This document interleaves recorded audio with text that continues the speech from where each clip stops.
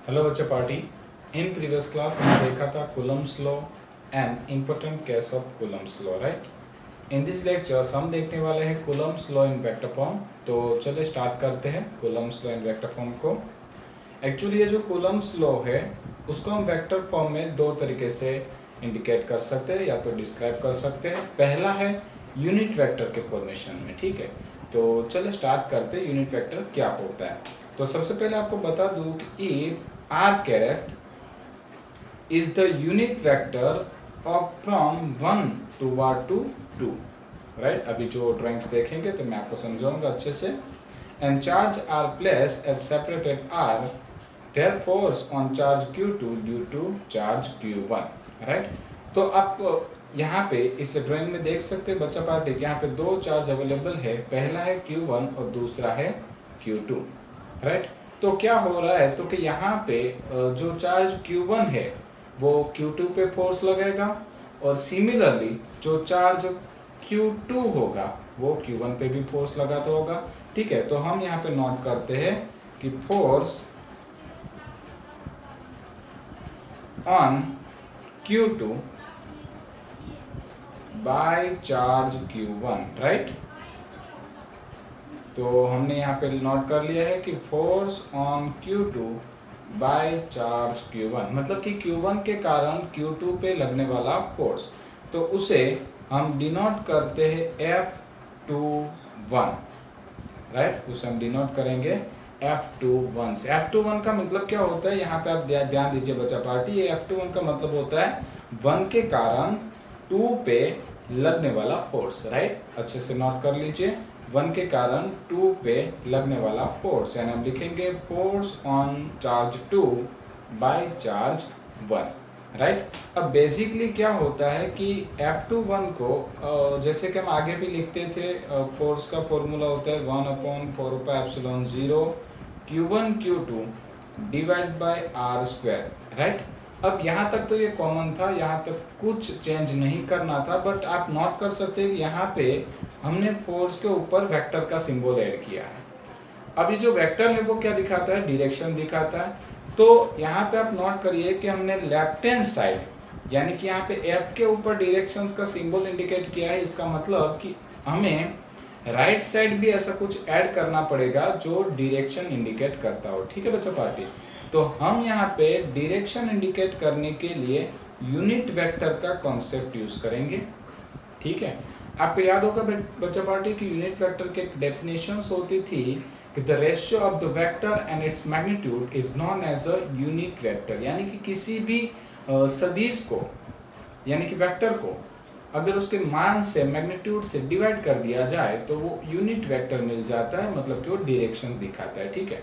अब यहाँ पे हमने यूनिट वेक्टर तो रख दिया, यानी डायरेक्शन दिखा दी, बट डायरेक्शन कौन सी होगी, तो आप यहाँ पे नोट करिए कि यहाँ पे जो डायरेक्शन है वो कौन सी है। यहाँ पे फोर्स की डायरेक्शन से 2 पे लग रहा है 1 के कारण, यानी कि ये जो डायरेक्शन है वो ये वाली है।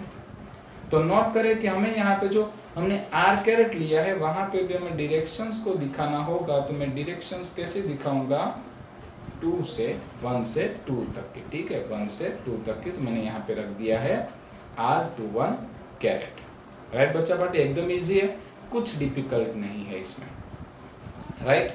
और सिमिलरली अगर मैं इसे थोड़ा और अच्छे से लिखना चाहूँ तो मैं ऐसे भी लिख सकता हूँ। आप नोट करिए मैं कैसे लिख रहा हूँ, 4πε0 Q1 Q2 divide bye modulus of R21 का whole square into R21 caret, right. एकदम इजी है।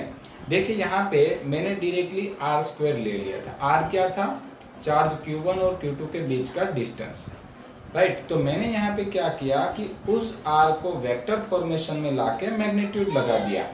अब ये जो दोनों सिंबल से, जो दोनों तरह से मैं R को डिनोट कर रहा हूँ वो दोनों सेम है, इन दोनों में कोई वेरिएशंस नहीं है।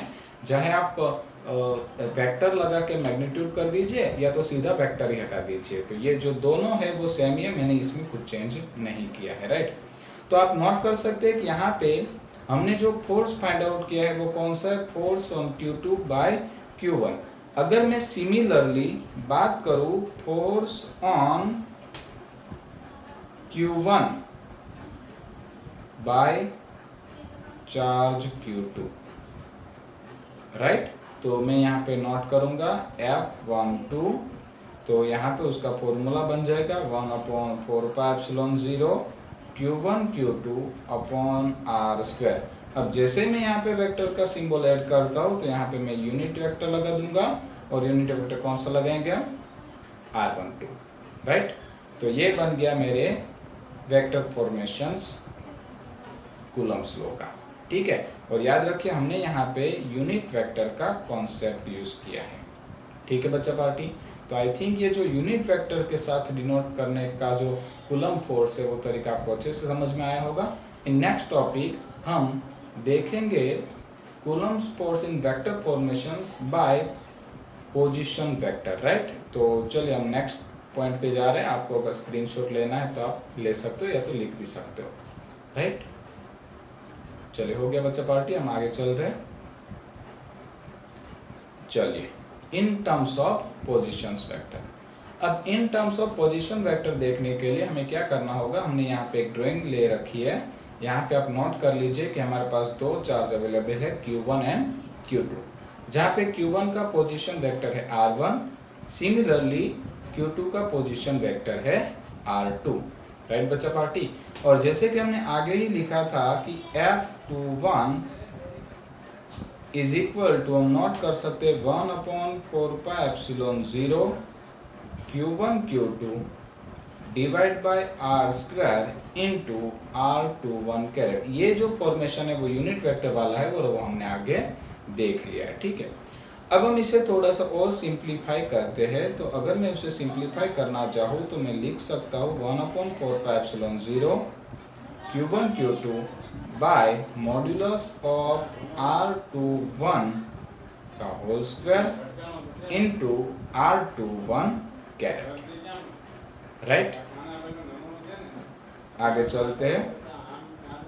तो ये आया 1/4πε0 Q1 Q2 divide bye modulus of R21 का whole square into R21 carat. अब बच्चा पार्टी जैसे कि मैं पता है यूनिट वेक्टर की डेफिनेशन हुआ करती थी vector divide by its magnitude, ठीक है। तो हम यहाँ पे लिख देंगे R21 vector divide by magnitude of R21, right.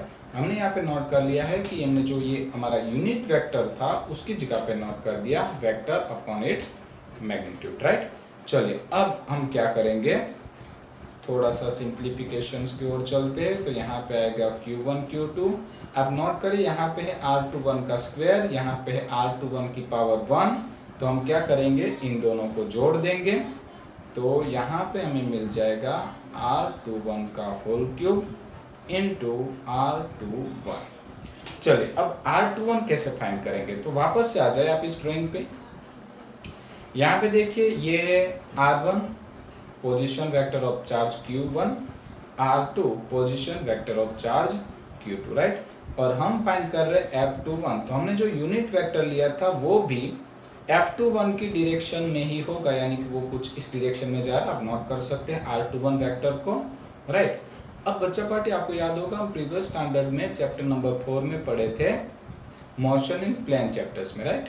और मोशन इन प्लेन चैप्टर में हमने देखा था addition of vector. Addition of vector कैसे किया जाता था, एक वेक्टर को ड्रॉ करिए, उसके हेड पर से दूसरे वेक्टर को ड्रॉ करिए, पहले वेक्टर की टेल और दूसरे वेक्टर को हेड को जोड़ने वाला जो वेक्टर मिलता है वो देता था हमें एडिशन ऑफ 2 वेक्टर, राइट।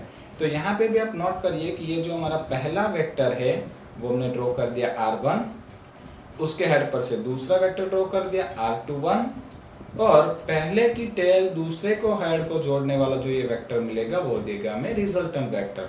तो हम यहाँ पे लिख सकते हैं vector R1 plus vector R21 is equal to vector R2। अगर सपोज मैं R21 को सब्जेक्ट बनाता हूँ तो यहाँ पे मिल जाएगा मुझे vector R2 minus vector R1, right बच्चा पार्टी।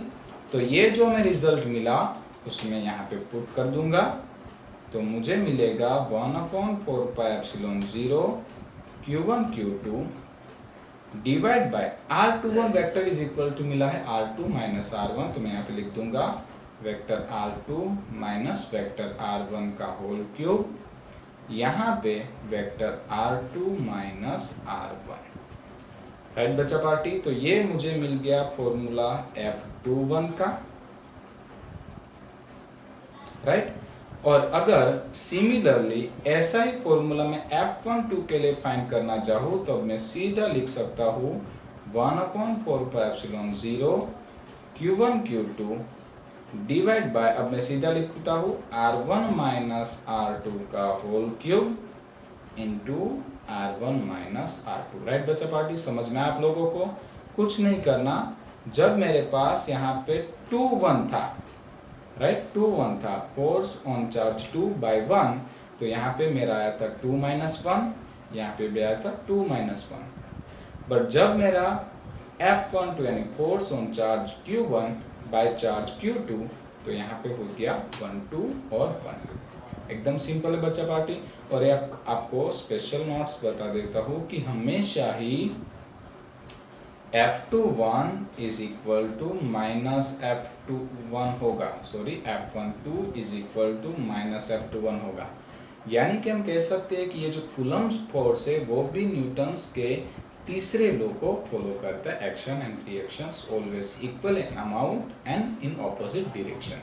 राइट बच्चा पार्टी, चलिए अब हम आगे चलते हैं। अब हमारा एक नया क्वेश्चन स्टार्ट हो रहा है और वो है प्रिंसिपल ऑफ सुपरपोजिशन। अब ये प्रिंसिपल ऑफ सुपरपोजिशन की हमें क्यों रिक्वायरमेंट होती है, तो उसका आंसर है कि जब हमारे पास 2 से ज़्यादा अमाउंट में चार्ज आ जाए, एट दैट मोमेंट हम सुपरपोजिशन प्रिंसिपल को यूज़ करेंगे। राइट, तो चलिए देखते हैं। According to this principle of superposition, total force acting on a one given charge due to number of charge is the vector sum of the individual force acting on that charge due to all the charge। मतलब जब किसी एक charge पे एक से ज़्यादा force लगते हो तो रिजल्टेंट फोर्स उन सभी फोर्स के वेक्टर एडिशन के बराबर होता है।